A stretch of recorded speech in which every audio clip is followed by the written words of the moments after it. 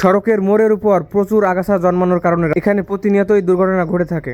আগাছা এত বেশি হয়ে গেছে যে রাস্তার এপাশ থেকে ওপাশ দেখা যায় না। তাই আমরা উদ্যোগ নিয়ে আগাছা পরিষ্কার করার জন্য কাজে লেগে পড়লাম। আমার না হয় দুর্ঘটনা ঘটলো না, কিন্তু আমাদের এই এলাকার একজনের এই সকল আগাছার কারণে দুর্ঘটনা ঘটতে পারে। সমাজের সকল মানুষের উপকারের জন্যই এই কাজটি আমাদের নিজ উদ্যোগে করা। দেখুন, আমি সহ আমার এলাকার স্নেহের ছোট ভাইদের নিয়ে আগাছা পরিষ্কার করার জন্য নেমে পড়লাম। ঘরের খেয়ে সমাজের উপকারের জন্য এত কষ্ট করি, তারপরেও কিছু লোক আমাদের নিয়ে বাজে সমালোচনা করার মাধ্যমে আমাদের কাজের প্রতি আগ্রহ কমে যায়। তারপরেও সকলের উপকার হবে ভেবে আমরা অনায়াসেই কাজ করে যাচ্ছি। অবশ্যই আপনারা লাইক, কমেন্ট, শেয়ারের মাধ্যমে আমাদের এই কাজগুলোকে সাপোর্ট করবেন, তাহলে আমাদের মনোবল আরো বৃদ্ধি পাবে এবং আমরা সমাজের সকলের খুঁটিনাটি উপকার করার জন্য সব সময় এগিয়ে আসব। অনেক বছর ধরে আগাছাগুলো থাকায় আগাছার গুড়াগুলো অনেক শক্ত হয়ে গেছে, যার ফলে আমাদের কাটতে অনেক কষ্ট হচ্ছে। এই রাস্তা দিয়ে প্রতিদিন স্কুল, কলেজ, মাদ্রাসার ছোট ছোট বাচ্চারা যাওয়া আসা করে থাকে। এই আগাছা থাকার কারণে রাস্তার পাশ দিয়ে যেতে পারে না, যার ফলে সড়কে প্রায় সময় যানবাহনের সঙ্গে ধাক্কা লেগে দুর্ঘটনা ঘটে। আপনারাও দেশের কল্যাণের জন্য নিজ নিজ উদ্যোগে কাজে লেগে পড়ুন। এছাড়াও কোথাও এরকম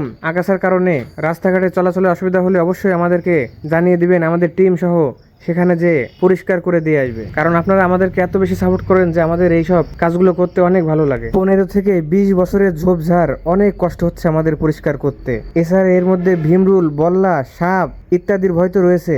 তারপরেও আমরা সমাজের মানুষের যাতে একটু উপকার হয় সেজন্য কাজ করেই যাচ্ছি। আমাদের কষ্ট দেখে রাস্তা থেকে যারাই যাচ্ছে সকল মানবিক মানুষ আমাদেরকে সাহায্য করছে। দেখুন, আগে কেমন ঝোপঝাড় ছিল আর এখন অনেকটাই পরিষ্কার হয়ে গেছে। এখন রাস্তার এপাশ থেকে ওপাশ সম্পূর্ণ ভালোভাবে দেখা যাচ্ছে। আশা করি এই মোড়ের দুর্ঘটনা আগের থেকে অনেকটাই কমে যাবে ইনশাআল্লাহ। অবশ্যই আমাদের এই মানবিক কাজকে সাপোর্ট দেওয়ার জন্য ভিডিওটি শেয়ার করে সবাইকে উদ্বুদ্ধ করবেন। সবাইকে অসংখ্য ধন্যবাদ।